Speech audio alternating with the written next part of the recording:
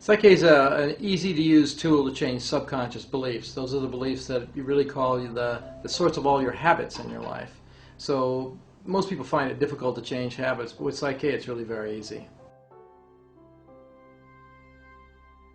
Well, Psych K is based on a lot of neuroscience research, actually. Left-right brain integration, it's called split brain research sometimes, or brain dominance theory. The idea is to reduce the resistance to internalizing a new idea. You know, most of us have used positive thinking, willpower, and a lot of effort to change our lives, whereas Psych K first of all reduces the resistance to the new idea and then internalizes it very easily through various processes that integrate the left and right hemisphere of the brain.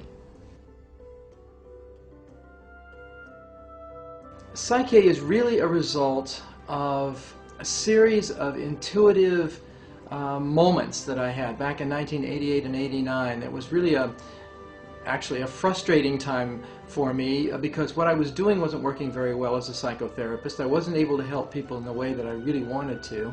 And so as I sort of just surrendered one day in a sense of opening up to some new ideas, these new ideas were actually given to me in a series of intuitive downloads.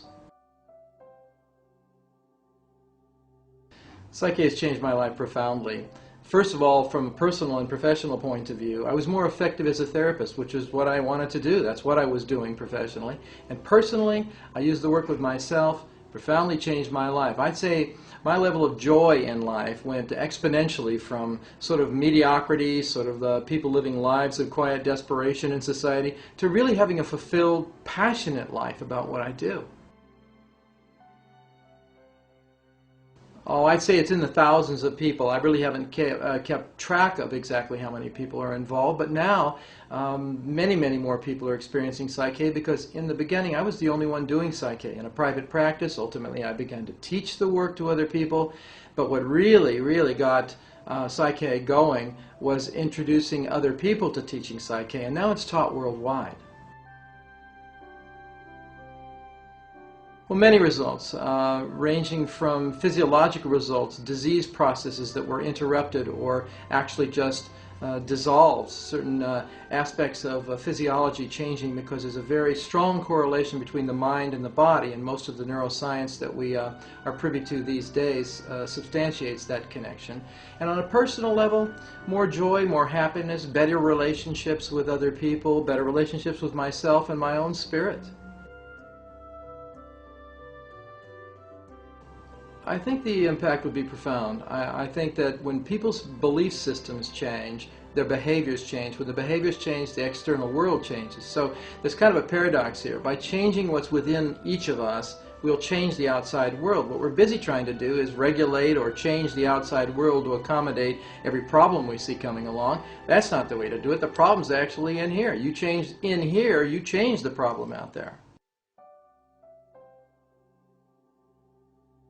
Beliefs play a profound role in what children learn because they begin learning long before they're children. Actually, in utero is when the first learning begins to take place, and that's a biological learning. That's a learning that you could call nature's Head Start program, as a biologist friend of mine calls it, Bruce Lipton. He talks about gestation being a period of getting ready to be born, and actually you're learning what your environment's going to be like before you are born. So once you're born into that environment, then all of the information that you have begun with during gestation is moved into the world. Then that's reinforced over and over again until about age 5 or 6 years old.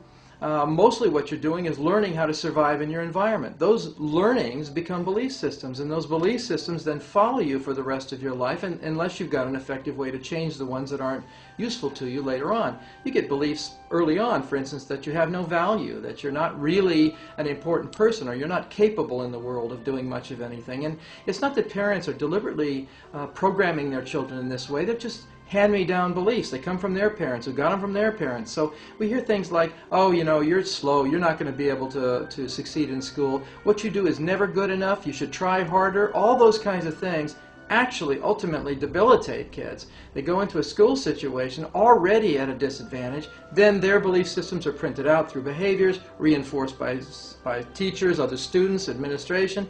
When that changes, everything changes. Well, first and foremost, to change the way that structure and system impacts them as teachers. Because if all they feel is stress every day, the human body was never designed to handle chronic stress. Acute stress, yes, that's fight or flight response. You know, something happens, you need to gather up your resources and take off, you do, or you stand your ground and you fight.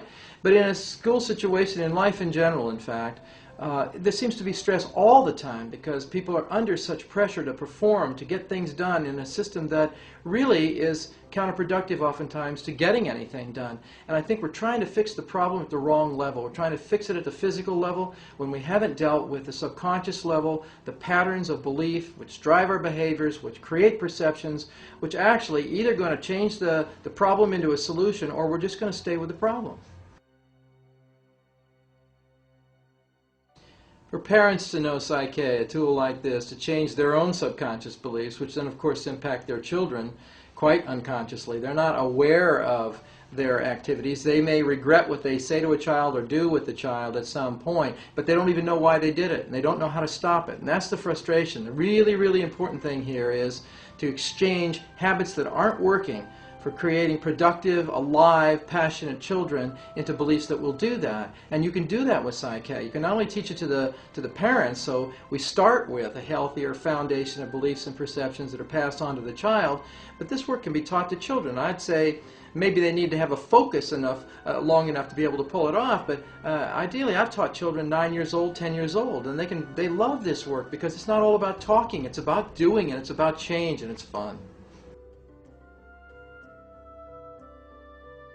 With superintendents at this point, it would be a good idea for them to contact me directly. I'd love to discuss the possibilities of how this element of their whole world might enhance what they're trying to do. I don't have all the answers to the school system's dilemma, but I have one that I think is a piece of the puzzle that when placed properly in the whole matrix of the problem would have a profound effect on all other aspects of education.